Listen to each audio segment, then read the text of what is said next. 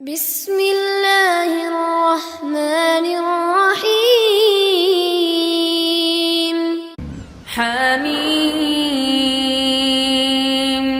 والكتاب المبين إنا جعلناه قرآنا عربيا لعلكم تعقلون وإنه في الكتاب لدينا لعلي حكيم أفنضرب عنكم الذكر صفحا أن كنتم قوما مسرفين وكم أرسلنا من نبي في الأولين وما يأتيهم من نبي إلا كانوا به يستهزئون فأهلكنا أشد منهم بطشا ومضى مثل الأولين ولئن سألتهم من خلق السماوات والأرض ليقولن خلقهن العزيز العليم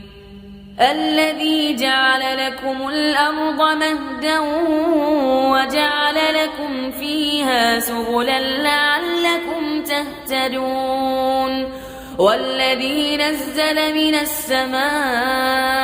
ماء بقدر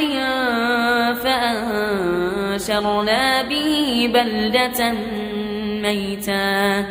كذلك تخرجون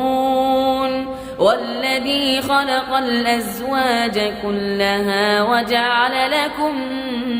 من الفلك والأنعام ما تركبون لتستووا على ظهوره ثم تذكروا نعمة ربكم إذا استويتم عليه وتقولوا سبحان الذي سخر لنا هذا وما كنا له مقرنين وإنا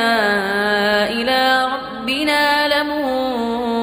لمنقلبون وجعلوا له من عباده جزءا إن الإنسان لكفور مبين أم اتخذ مما يخلق بنات وأصفاكم بالبنين وإذا بشر أحدهم بما ضرب للرحمن مثلا ظل وجهه مسودا وهو كظيم أومن ينشأ في الحلية وهو في الخصام غير مبين وجعلوا الملائكة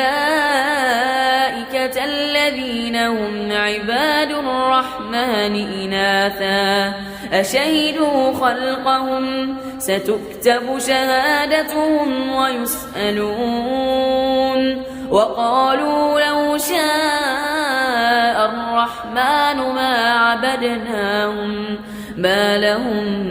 بذلك من علم إن هم إلا يخرصون أم آتيناهم كتابا من قبله فهم به مستمسكون